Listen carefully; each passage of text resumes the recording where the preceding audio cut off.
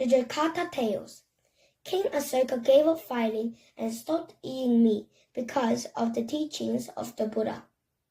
Many of these teachings are written down into one of India's most famous books. It has a very long name, the Mahayana Tripitaka. This book contains all sorts of writings, but some of the best-known writings are called the Jakata Tales. According to the legend, these tales were told by the Buddha to show the people of ancient India how to live.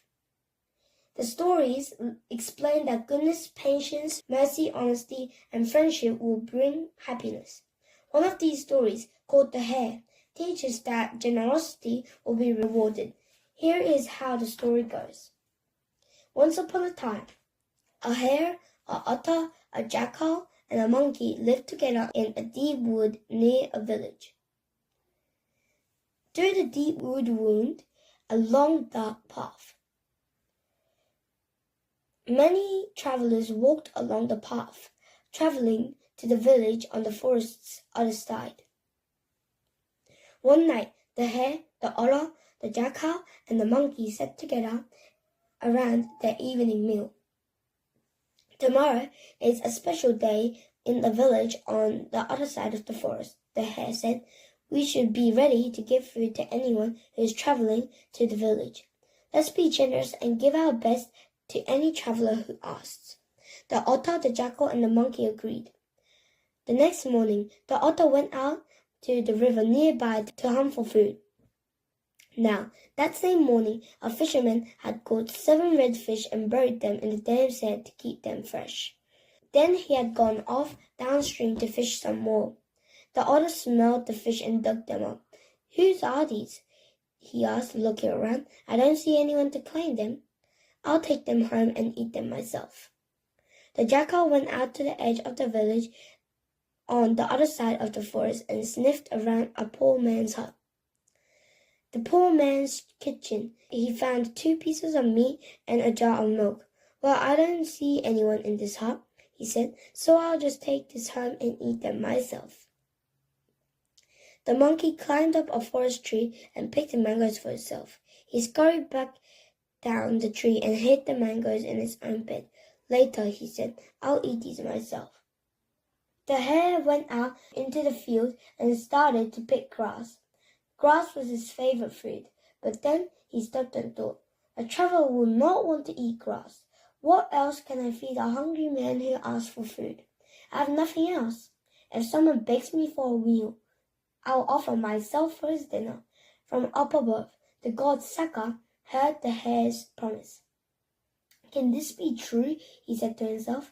Would the hare really be so generous and unselfish as to give his own life? I will go down to earth and see. So Saka disguised himself as a priest and went down to the earth. He walked along the forest path. Soon he saw the monkey. Monkey, monkey, he cried. I am so hungry. Will you give me food? I can share a mango or 2, the monkey offered. Thank you, said Saka. I'll come back for it tomorrow. Next he saw the jackal. Jackal, jackal, he cried. I am so hungry. Will you give me food? Well, the jackal said, you can have one of my pieces of meat and a drink of my milk. Thank you, said Saka. I'll come back for it tomorrow. A little further along the way, he saw the otter. Otter, otter, he cried. I am so hungry. Will you give me food? You can have 2 or 3 of my fish, the otter suggested. Thank you, said Saka. I'll come back for it tomorrow. Finally, Saka met the hare. Hare, hare, he said. I am so hungry. Will you give me food? All I have is myself, said the hare, but you are welcome to eat me. But I am a follower of the Buddha, Saka objected. I cannot kill an animal for food. Then light a fire, the hare said, and I will jump into it myself. Then I'll be roasted for you to eat, and you won't have to kill me. So Saka built a fire. The hare shook himself, crouched down, and jumped into the flames. Although the fire licked at his fur, he felt no heat. Why isn't this fire hot? The hare said. It won't roast me so that you can eat. Because I am no priest, Saka said. I am the god Saka. Come down to earth to see whether you will be as generous as you promised.